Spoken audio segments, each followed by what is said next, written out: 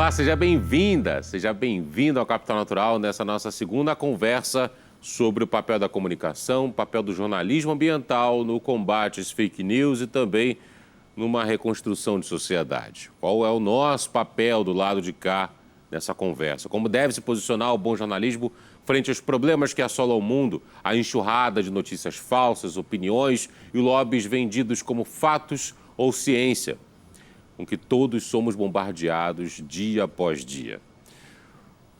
Como deve ser a comunicação para o desenvolvimento sustentável nos dias de hoje, em que todos somos produtores, disseminadores de conteúdo, é justamente isso que vamos debater mais uma vez. Por isso, mais uma vez, eu vou receber a Maristela Crispim, jornalista e mestra em Desenvolvimento e Meio Ambiente pela Universidade Federal do Ceará, fundadora da Agência de Conteúdo Eco Nordeste, e com a professora Ilza Maria Tourinho Girardi, professora titular no Programa de Pós-Graduação em Comunicação da Universidade Federal do Rio Grande, coordenadora, inclusive, do programa na mesma universidade. Mais uma vez, muito obrigado por nos receberem no Capital Natural, Maristela, Ilza. Professora Ilza, eu começo essa nossa segunda conversa perguntando à senhora sobre o papel do jornalismo ambiental, até para a gente recapitular também a conversa da semana passada, dentro do jornalismo e como peça fundamental para mudar o jornalismo que aí está hoje em dia. Bem, o jornalismo ambiental ele tem um papel fundamental porque ele pode, assim, inclusive, contribuir para que o jornalismo como um todo amplie o seu olhar em relação à cobertura de todos os temas relacionados com o meio ambiente. A gente tem um papel educativo fundamental em relação aos próprios colegas da profissão, apontando quais são as temáticas que precisam ser abordadas e como elas devem ser abordadas, as conexões que nós devemos fazer com os diversos temas, né? Dando conta assim, da complexidade de tudo isso e também mostrando aos jornalistas assim, que o nosso papel enquanto jornalistas, né? Lembrando, né? Isso os jornalistas sabem, é de sermos vigilantes na sociedade. Esse é o papel do jornalismo. Nós temos que estar sempre vigilantes em relação ao poder público para verificar o que está sendo feito, o que não está sendo feito, o que precisa ser feito para melhorar a nossa condição de vida na sociedade. Devemos ficar atentos às populações mais vulneráveis, dar voz a essas populações, ver o que está acontecendo com elas, né? Povos indígenas, populações ribeirinhas, afinal, os povos que vivem mais distantes de nós, todos esses, eles precisam estar na cobertura da mídia, do jornalismo. E nós, enquanto jornalistas ambientais, nós temos um olhar bastante dedicado a essas pessoas todas e pensando sempre na questão assim do direito à vida de todos, né? Todos os seres, né, vivos têm direito à vida, a viver de forma tranquila, saudável. Então nós precisamos mostrar o que no mundo hoje que está afetando a qualidade de vida das pessoas, né? É a questão que nós estamos conversando há pouco do excesso de chuva. O problema não é o excesso de chuva, o problema é como nós estamos preparados para as chuvas, né?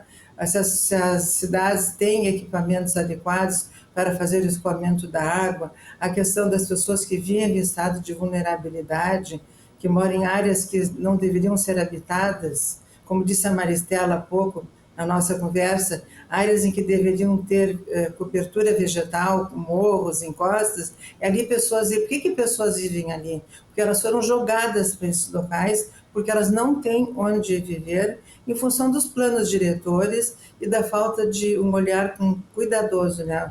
Uma ética do cuidado da sociedade em relação a esses povos que vivem nessas condições. Assim, o jornalismo precisa estar atento a isso.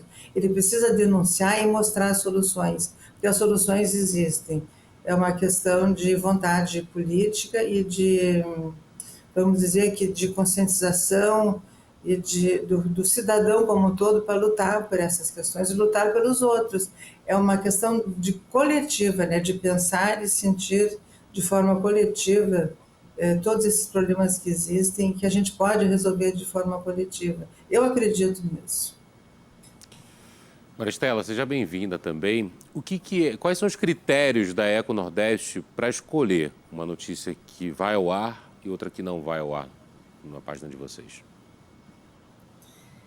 Bom, existem vários critérios, né? Mas eu diria que os principais são a relevância e o impacto que você pode causar tanto sobre a realidade das pessoas que você está noticiando, que você está dando voz, quanto para o leitor mesmo. O nosso grande objetivo está na nossa missão contribuir para o desenvolvimento sustentável na região Nordeste. Então, tendo essa premissa, qualquer tema que tenha o poder de mostrar uma realidade e de mostrar, inclusive, problematizar as questões e oferecer soluções e mostrar que há caminhos para se desenvolver de uma forma menos impactante, são matérias elegíveis à Econordeste. Porque, assim, como eu disse, está na nossa missão contribuir, né, para um desenvolvimento diferenciado que leve em consideração as questões sociais, culturais, ambientais, as questões de gênero, da nossa juventude, as questões dos povos tradicionais que a professora Ilza mencionou, os nossos povos ribeirinhos, nossos indígenas, quilombolas, pescadores, marisqueiras. Então, todos esses personagens, aquelas pessoas, aquelas empresas que estão saindo da zona de conforto para fazer algo que vai além do que a legislação exige que a gente faça, para ter um ambiente saudável e para contribuir para que o equilíbrio do planeta permaneça, seja restabelecido onde ele está afetado, são pautas elegíveis da Econordeste. A gente tem esse escopo regional, mas com essa visão de que nós estamos num local e fazemos parte de um ecossistema maior, de um bioma, que fazemos parte de um planeta, e que tudo isso está conectado. No caso, por exemplo, você está das chuvas, né, que estão acometendo algumas regiões do Nordeste, a gente fala em um tema multifacetado. Não dá para você tratar de questão de chuva como simplesmente uma ocorrência localizada e isolada. Nós temos aí o fator mudança climática, que nós, seres humanos, comprovadamente temos responsabilidade sobre isso. Nós temos o fator, como a professora Ilza mencionou, de uso e ocupação do solo. Não é possível que a gente não tenha, a gente tem muita terra nesse país para ocupar, que não seja em costa de morro e beira de rio e lagoa. E isso, historicamente, vem sendo negligenciado nas nossas cidades. A gente vem sufocando, estrangulando nossos rios, nossos riachos, construindo de forma desordenada. E as pautas da Econordeste têm muito a ver com isso. Às vezes não é nem só a temática, mas como a gente trata essa temática. De ouvir as pessoas, de ouvir a ciência, de buscar o poder público para dar respostas, de falar sobre políticas públicas necessárias. E eu esqueci de mencionar que para além desses personagens que eu mencionei, também os agricultores familiares aqui no Nordeste têm um papel super importante no país inteiro e aqui no Nordeste também, sobre esse novo olhar que a gente precisa lançar, né? E a gente tem trabalhado há muito tempo sobre essas questões de como produzir de uma forma menos impactante. E para essa nossa segunda conversa, por uma questão de agenda, a Amanda Costa, que foi a nossa convidada na primeira conversa, não pôde estar presente. A Amanda é ativista do clima, embaixadora da ONU, fundadora do projeto Perifa Sustentável.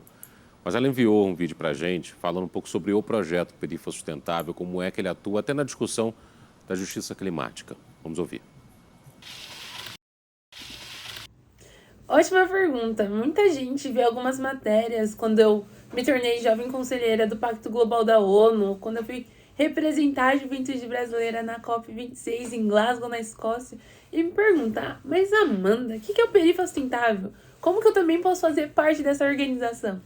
Basicamente, o Perifa, ele acredita que se a gente mobilizar a juventude brasileira para desenvolver uma nova agenda programática para nossa nação, com a perspectiva de raça e clima, a gente consegue enfrentar esse racismo ambiental e produzir um novo modelo de desenvolvimento sustentável, aquele que vai de fato incluir a parte ambiental, social e econômica. E para isso, a nossa organização está dividida em 3 eixos. Primeiro, comunicação, ou seja, como que a gente traduz a mensagem sobre emergência climática? Como que a gente utiliza de vídeos, artigos, redes sociais, trends no TikTok para se comunicar com as pessoas que estão na nossa geração e que sofrem com essa ansiedade, que querem fazer alguma coisa para causar um impacto positivo no mundo. Segundo, advocacy climático ou incidência climática. Pressionar os tomadores de decisão para a gente conseguir aprovar projetos de leis de emergência climática, porque assim a gente consegue destinar recursos públicos para desenvolver planos de adaptação, de mitigação, de contingência, ou seja, a área que inundava, a quebrada que inundava, não vai mais inundar, porque a gente vai conseguir criar um plano para evitar que isso aconteça. E o último que eu mais gosto, a ação territorial, ou seja, como que a gente deixa mais concreto esse debate sobre crise climática nos territórios periféricos. Porque falar de clima não é para falar do urso polar que tá ficando magrinho. Não, não é isso. Falar de clima é falar de saneamento básico, de saúde, de moradia, de acesso à educação, lazer, cultura. É trazer o debate sobre segurança pública. É trazer um debate sobre gênero. Falar de clima é falar da vida. Então a ação territorial tem esse intuito principal, que aí desconecta com o tema de justiça climática. Quando a gente pensa em justiça climática, a gente sabe quem serão os principais impactados pelas consequências dessa crise. É a galera preta, periférica, indígena, quilombola, ribeirinho, ou seja, as pessoas que estão na base da nossa pirâmide social. Desse modo, como que a gente consegue trazer essas pessoas para perto, para o diálogo e dar o protagonismo para que essas pessoas articulem e coloquem proposições de soluções relacionadas às suas próprias demandas e os seus próprios desafios. Chega de ter outros falando pela gente, né? Chega de ter um monte de homem branco, rico, heterossexgênero, velho, mais experiente, falando da realidade de mulheres pretas de quebrada, né? Então é um pouquinho disso que a gente faz. Diante da resposta da Amanda e das respostas de vocês também, eu gostaria de ouvi-las, cada uma com seu ponto de vista também e do lugar de fala, sobre até que ponto as pautas socioambientais, especialmente a justiça climática, essas pautas estão ganhando corpo na nossa sociedade, gente. Hoje, em 2022, nós precisamos discutir e a sociedade tem cada vez mais noção da urgência dessa discussão, ou, na opinião de vocês, ainda está muito devagar essa discussão dentro da sociedade? Professora Ilza, primeiro, por favor. Tá bem. A questão da justiça climática, essa discussão, ela precisa ser ampliada e aprofundada pela imprensa, porque precisamos pensar que isso se refere, uma primeira abordagem sobre a justiça social. Quais são as pessoas que são mais atingidas pelos eventos, né, climáticos, pelas chuvas, pelos vendavais, pelos ciclones, enfim, né, todas as situações secas, né, provocadas pelas alterações climáticas. São as pessoas que vivem em situação de mais vulnerabilidade. Não, eu já ouvi muito falar que as mudanças climáticas atingem a todos de igual maneira. Isso não é verdade, né? Os povos que vivem em situação de vulnerabilidade são os mais atingidos.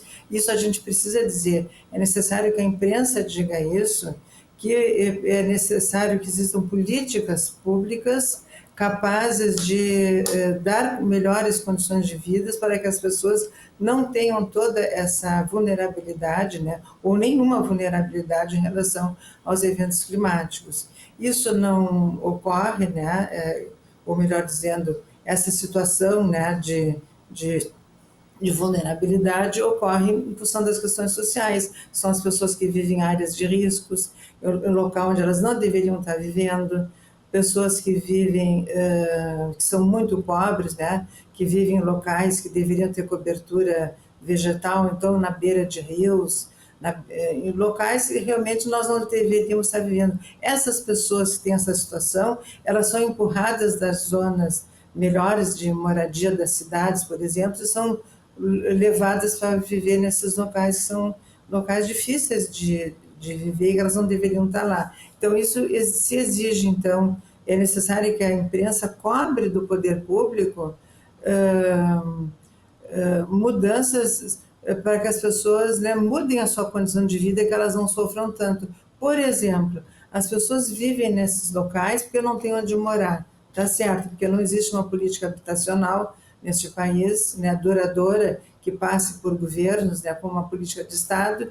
Nós temos nas nossas cidades uma quantidade gigantesca de prédios que são abandonados, que não tem ninguém morando dentro, né, que dá para a gente... Em Porto Alegre tem isso, a gente sabe que em outras cidades tem isso, e são apartamentos que vivem fechados anos e anos e anos, e que eles poderiam estar tendo uma função social, né, para dar abrigo para essas pessoas que vivem nesses locais.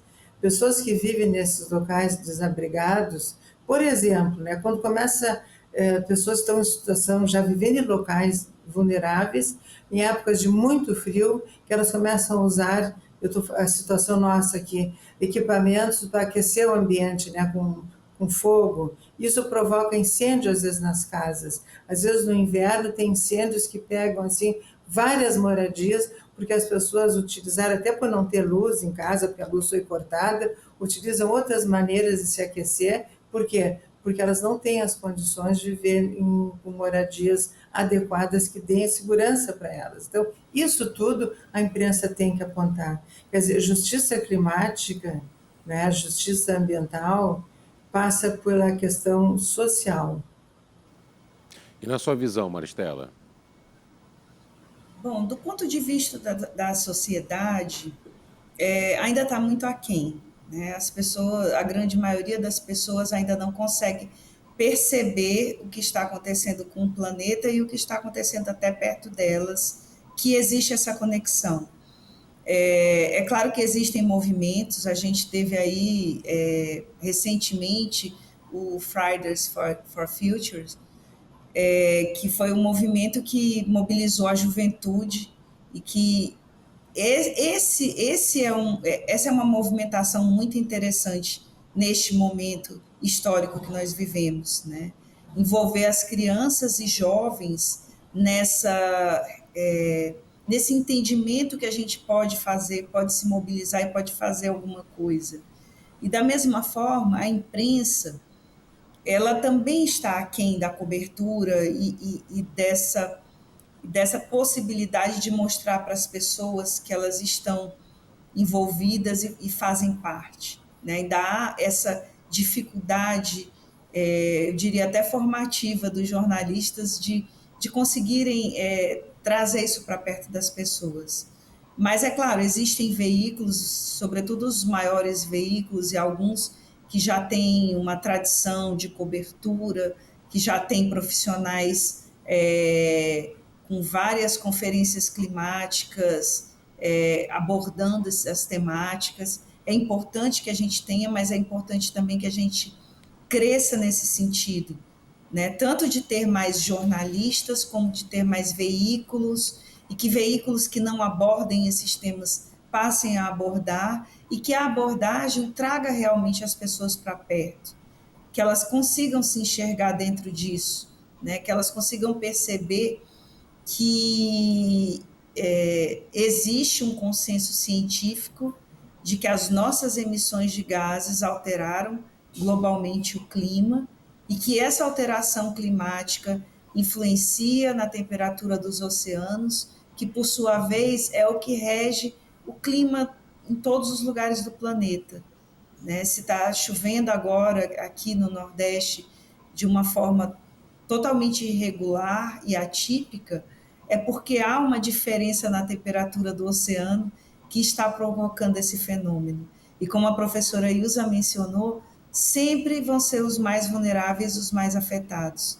E a gente precisa, como jornalista, nós temos a responsabilidade de trazer isso de uma forma muito clara e muito transparente para as pessoas, de buscar o conhecimento científico para comprovar e mostrar que não só a gente tem algo global agindo sobre o local, mas a gente tem também esse aspecto local a ser considerado. A gente tem um aspecto de uso e ocupação do solo no nosso país de uma forma gritantemente desordenada. Nós nos desenvolvemos em cima de um ambiente natural. Quando o Brasil foi colonizado, nós tínhamos florestas, onde hoje nós temos cidades. E o mínimo que a gente poderia fazer é manter as matas ciliares para garantir que os rios continuassem dentro do seu curso natural e se extrapolassem não causassem tantos danos materiais e físicos, tantas mortes, como a gente tem visto agora.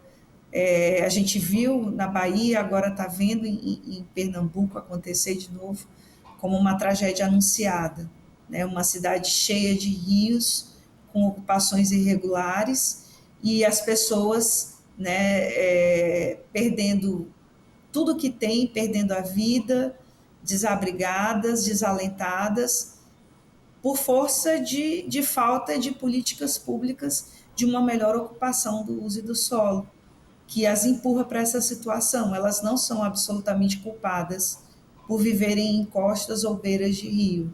Elas foram empurradas por falta de condição e falta de um planejamento para que as outras áreas planas e seguras fossem habitadas. Então, eu acho que, resumindo, nós jornalistas temos um papel pedagógico e temos um papel também de cobrar e um papel também de mostrar a realidade, de dar transparência para tudo isso que está acontecendo. Eu vou chamar a Amanda novamente para essa conversa, porque eu quero ouvi-la sobre o papel dos mais jovens nessa discussão e do papel também que esses mais jovens têm ao fazer denúncias, ao serem disseminadores, ao serem produtores de conteúdo também, e que são, de fato, atores importantes nessa discussão. Vamos ouvir a Amanda. Os jovens são os principais disseminadores de conteúdo quando a gente pensa nas pautas de sustentabilidade, né? Quando a gente olha para minha geração, jovens entre 30 e 15 anos, a gente vê que a gente está dominando as plataformas sociais de TikTok, Instagram, Twitter, porque a gente aprendeu a comunicar aqui, ó, com o celular na palma da nossa mão. Então, a todo momento, a gente está vivendo e criando narrativas sobre a nossa vivência. E quando a gente consegue criar narrativas sobre pautas que vão cuidar tanto de nós mesmos quanto do nosso planeta, a gente consegue aprofundar o impacto positivo que a gente causa no nosso meio. Exemplo, falar sobre compostagem é uma coisa de jovem. É uma coisa que pode ser de jovem. Falar sobre moda sustentável. Esses dias eu fui pro Fashion Week, São Paulo Fashion Week, esse desfiles das pessoas chiques e famosas. E peguei e botei lá no meu LinkedIn, botei lá no meu Instagram. Será que a moda pode ser sustentável? Isso gerou uma repercussão tão grande, principalmente no LinkedIn. De pessoas que falavam, não, a moda não pode ser sustentável. E outras falavam, sim, a moda pode ser sustentável. Então, eu acho que o papel do jovem é promover esses debates, promover esse diálogo, gerar essas inquietações e colocar pautas incômodas na mesa. Porque é através do diálogo que a gente gera a transformação. Porque é com isso que a gente estimula o conhecimento. É com isso que a gente estimula a pesquisa. É com isso que a gente estimula a curiosidade. A curiosidade é a base do aprendizado. Então, eu acredito que sim, a minha geração, os jovens, têm esse papel imprescindível na disseminação da sustentabilidade, mas isso pode ser potencializado quando a gente tem apoio. Porque muitas vezes esses jovens não têm tanta repercussão, não têm tanto palco, não têm tanto apoio.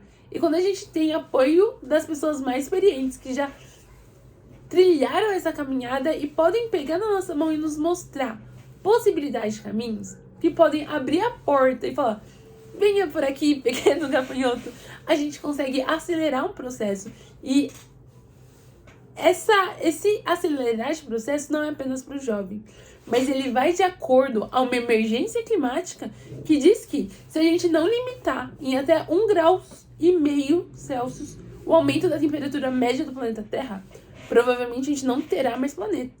Então é muito importante que a gente apoie cada vez mais jovens, que a gente dê palco para esses jovens, que a gente impulsione essa galera para que eles nos ajudem a fazer uma transformação coletiva. A gente precisa de todo mundo engajado na pauta. Só que é uma pauta urgente e emergente. Que forma boa de encerrar essa nossa conversa, com esperança, observando o lado bom também de toda a história. Maristela Crispim, jornalista e mestra em desenvolvimento e meio ambiente pela Universidade Federal do Ceará, fundadora da agência de conteúdo Eco Nordeste, muito obrigado. Quero agradecer demais também a Ilza Maria Tourinho Girardi, professora titular no programa de pós-graduação em comunicação da Universidade Federal do Rio Grande, coordenadora do Núcleo de Ecojornalistas do Rio Grande do Sul, e a Amanda Costa, que participou conosco na segunda conversa também. A Amanda, que é fundadora do projeto Perifa Sustentável, é ativista do clima, é embaixadora da ONU também. Essas 3 mulheres, quero agradecer demais a presença mais uma vez aqui no Capital Natural, e a você também, que nos acompanhou no Band News TV, nas nossas plataformas digitais, no podcast. Seja sempre bem-vinda, seja sempre bem-vindo, e uma excelente semana pela frente.